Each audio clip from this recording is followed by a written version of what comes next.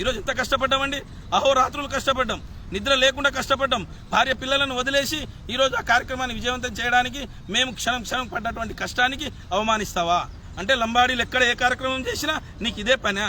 ఇంట్లో కూర్చొని అక్కడ డోర్నకల్లో రైతులంతా కూడా ఇబ్బంది పడతా ఉంటే, డోర్నకల్లో రైతులంతా యూరియా లేకుండా ఇబ్బంది పడతా ఉంటే వాళ్ళ బాధలు చూడకుండా నీవు వాళ్ళ ఇబ్బందులను పట్టించుకోకుండా ఈరోజు ఇంట్లో కూర్చొని మినిస్టర్ క్వార్టర్స్ లో కూర్చొని ఒక కెమెరా పెట్టుకొని ఆ కెమెరా ముందు ఒక వీడియో తీసి ఈరోజు ఇష్టానుసారం మాట్లాడుతున్నావు. ఒక సత్యవతి గారు, కవిత గారు, రెడ్డి నాయక్ గారు, శంకర్ నాయక్ గారి జాతి బిడ్డలు కాబట్టే, డిటి నాయక్ గారి జాతి బిడ్డలు కాబట్టే, జాతిలో పుట్టినటువంటి వాళ్ళు మాట్లాడినటువంటి మాటలు ఒకసారి మళ్ళీ చూసుకో.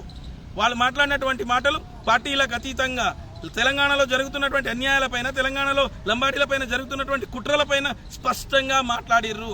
అంతే తప్ప నీ రాజకీయం, నీ చిల్లర రాజకీయాలు, నువ్వు మాట్లాడినటువంటి మాటలు ఈరోజు లంబాడీ ప్రజలను కలిచివేస్తున్నాయి, బాధ పెడుతున్నాయి. లంబాడీ సమాజం నిన్ను ఖచ్చితంగా వెలివేసే రోజు దగ్గరలోనే ఉంది. ఈ లంబాడీ సమాజం నిన్ను వెలివేస్తుంది, తన్ని తరుముతుంది. తస్మాత్ జాగ్రత్త రామచంద్ర నాయక్ గారు. మీరు ఇంకొకసారి ఇదే రకంగా మాట్లాడితే ఉస్మానియా యూనివర్సిటీల విద్యార్థుల యొక్క కన్నెర్ర చేయాల్సి వస్తుంది. మీరు ఖచ్చితంగా దాంతో మీ రాజకీయ భవిష్యత్తు ముగుస్తుందని చెప్పేసి హెచ్చరిస్తా ఉన్నాం.